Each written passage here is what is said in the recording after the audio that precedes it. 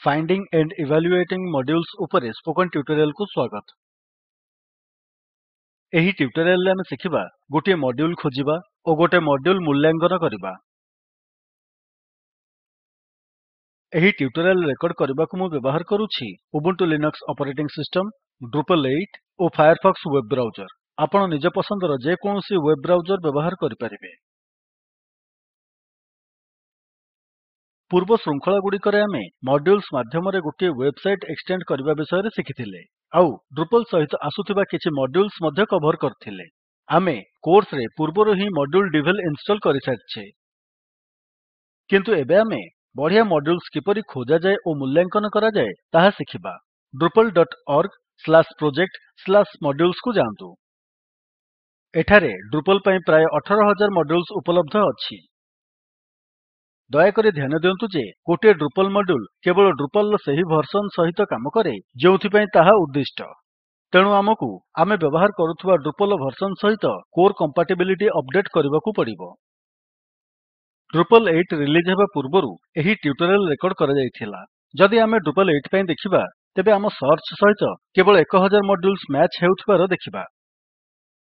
ଏହି ଡେମୋ ପାଇଁ ମୁଁ ମଡ୍ୟୁଲ୍ସ ବିଷୟରେ କିଛି ବଢିଆ ଜିନିଷ ଦେଖାଇବା କ୍ରମରେ Drupal 7 କୁ ଫେରିଯିବି। ସର୍ଚ୍ଚ କ୍ଲିକ୍ କରନ୍ତୁ। Drupal 7 ପାଇଁ 11000 ମଡ୍ୟୁଲ୍ସ ଅଛି। ତାହା ବହୁତ ବଡ଼ ବ୍ୟବଧାନ।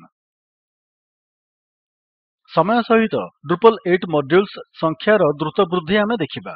ଇତିମଧ୍ୟରେ ଭଲ ମଡ୍ୟୁଲ୍ସ କିପରି ମୂଲ୍ୟାଙ୍କିତ କରାଯାଏ ଚାଲନ୍ତୁ ଶିଖିବା। ଏହି ପେଜ୍ ରେ ଆମେ ବ୍ୟବହାର କରୁଥିବା Drupal ଭର୍ସନ୍ ର କୋର୍ କମ୍ପାଟିବିଲିଟି ଉପରେ ଚାଲନ୍ତୁ ଫିଲ୍ଟର କରିବା। ମୋଷ୍ଟ ଇନଷ୍ଟଲ୍ଡ କିମ୍ବା ମୋଷ୍ଟ ପପୁଲାର ଦ୍ୱାରା ସୂଚୀଟି କ୍ରମବଦ୍ଧ ହେଲା। କେଓସ୍ ଟୁଲ୍ ସୁଟ୍ ବା ସିଟୁଲ୍ସ ଓ ଭ୍ୟୁଜ୍ ହେଉଛି Drupalର ସର୍ବକାଳ ଲୋକପ୍ରିୟ ମଡ୍ୟୁଲ୍ସ। ଭ୍ୟୁଜ୍ ଉପରେ କ୍ଲିକ୍ କରନ୍ତୁ।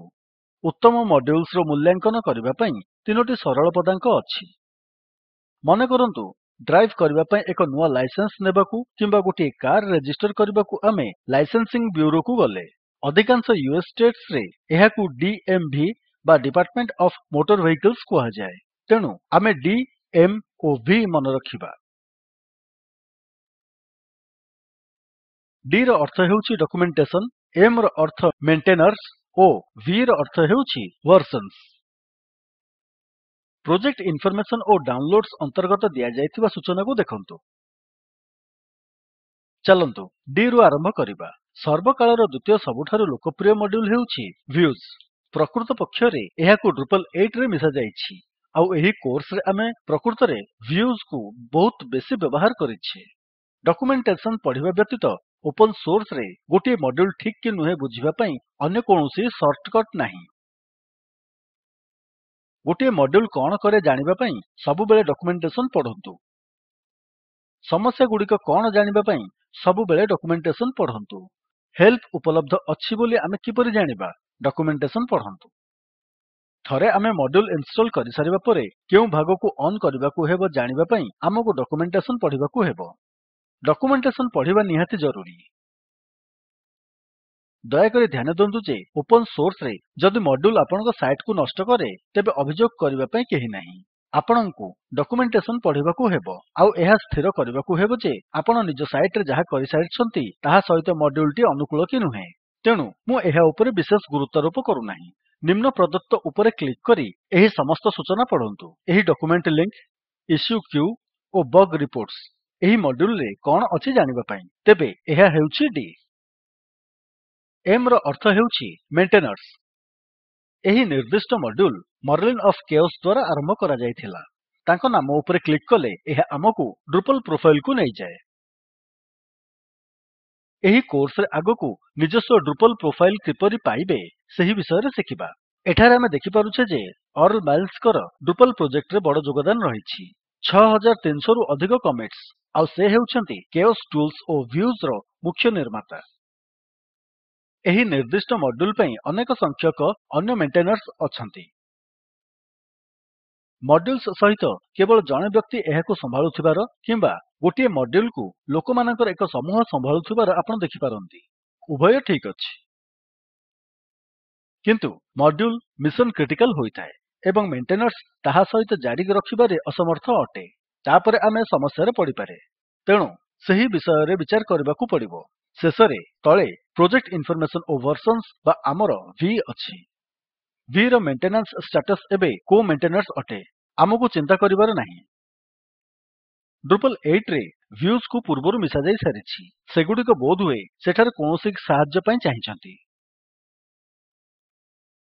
ଏହା ଅଣ୍ଡର ଆକ୍ଟିଭ୍ ଡେଭଲପମେଣ୍ଟ ଅଛି।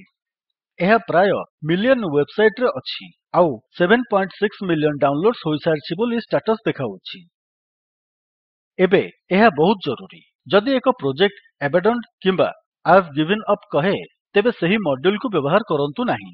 ଅବଶ୍ୟ ଆପଣ ତାକୁ ସବୁବେଳେ ଦେଖିବେ ନାହିଁ। ସବୁବେଳେ ନିଜ ଡ୍ରୁପଲ୍ ଇନଷ୍ଟଲେସନ୍ ର ଭର୍ସନ୍ ଅନୁସାରେ ହିଁ ମଡ୍ୟୁଲ୍ ର ଭର୍ସନ୍ ବ୍ୟବହାର କରନ୍ତୁ।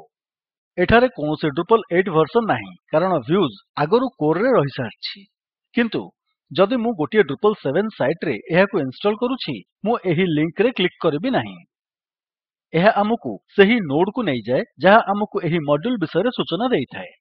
ତା ବଦଳରେ ଟାର୍ କିମ୍ବା ଜିପ୍ ଉପରେ ରାଇଟ୍ କ୍ଲିକ୍ କରି କପି ଲିଙ୍କ୍ ଉପରେ କ୍ଲିକ୍ କରନ୍ତୁ। ଡିୱେଲ୍ ଇନଷ୍ଟଲ୍ କରିବା ସମୟରେ ଏହା ଉଲ୍ଲେଖ କରାଯାଇଥିଲା। ଗୋଟିଏ ମଡ୍ୟୁଲ୍ ଆମ ପାଇଁ ଠିକ୍ ବୋଲି କିପରି ସ୍ଥିର କରିବା? ଡିଏମଭି ପରି ସରଳ।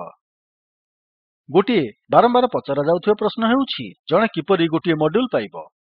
ଗୋଟିଏ ଅପ୍ସନ୍ ହେଉଛି drupal.org/project/modules କୁ ଯାଆନ୍ତୁ। ଆଉ କୋର୍ କମ୍ପାଟିବିଲିଟି କ୍ୟାଟେଗୋରିଜ୍ ଦ୍ୱାରା ଫିଲ୍ଟର୍ କରନ୍ତୁ ଯେଉଁଥିରେ ଅନେକ ଅଛି। ଅନ୍ୟଥା drupal.org ରେ ଆମେ ଚାହୁଁଥିବା ମଡ୍ୟୁଲ୍ସ ପାଇବା ଅସମ୍ଭବ। ଯଦି ଆପଣ ସେଥିରେ ଭଲ ହୋଇଥାନ୍ତି ତେବେ ସେଗୁଡ଼ିକ ପାଇବାରେ ସକ୍ଷମ ହେବେ। କିନ୍ତୁ ନୂଆ ୟୁଜର୍ ମାନେ ସେଠାରେ ତାଲିକାଭୁକ୍ତ ମଡ୍ୟୁଲ୍ସ ଦେଖି ବିଭ୍ରାନ୍ତ ହୋଇପାରନ୍ତି। ପୁଣିଥରେ ପ୍ରଶ୍ନ ହେବ ମୋ ପାଇଁ କେଉଁ ମଡ୍ୟୁଲ୍ ଟି ଠିକ୍? ଗୁଗଲ୍ ହେଉଛି ଆପଣଙ୍କ ସାଙ୍ଗ। ଯଦି ଆମେ ଡେଟ୍ ଫିଲ୍ଡ ସହିତ ଡ୍ରୁପଲ୍ ମଡ୍ୟୁଲ୍ ଚାହୁଁଛେ ତେବେ କେବଳ ଟାଇପ୍ କରନ୍ତୁ ଡ୍ରୁପଲ୍ ମଡ୍ୟୁଲ୍ ଡେଟ୍। ଆଉ ପ୍ରଥମ ଜିନିଷ ଯାହା ଆସିବ ତାହା ହେଉଛି ଡେଟ୍ ମଡ୍ୟୁଲ୍। ଆମେ ତାହା ଜାଣିଛେ କାରଣ ୟୁଆରଏଲ୍ ହେଉଛି drupal.org/project/date। ଯଦି ଆମେ ଏକ ରେଟିଙ୍ଗ୍ ସିଷ୍ଟମ୍ ଚାହୁଁଛେ ତେବେ କଣ ହେବ? ଟାଇପ୍ କରନ୍ତୁ ଡ୍ରୁପଲ୍ ମଡ୍ୟୁଲ୍ ରେଟିଙ୍ଗ୍ ସିଷ୍ଟମ୍। ଏବେ ଏଠାରେ ଆମ ପାଖରେ ଦୁଇଟି ଅପ୍ସନ୍ସ ଅଛି 5 ଷ୍ଟାର ରେଟିଂ ମଡ୍ୟୁଲ୍ କିମ୍ବା ଷ୍ଟାର ରେଟିଂ ମଡ୍ୟୁଲ୍। ଆମ ପାଇଁ କେଉଁଟି ଉତ୍ତମ ହେବ ତାହା ନିର୍ଦ୍ଧାରଣ କରିବା ପାଇଁ ଆମ ପାଖରେ ଦୁଇଟି ମଡ୍ୟୁଲ୍ସ ଅଛି।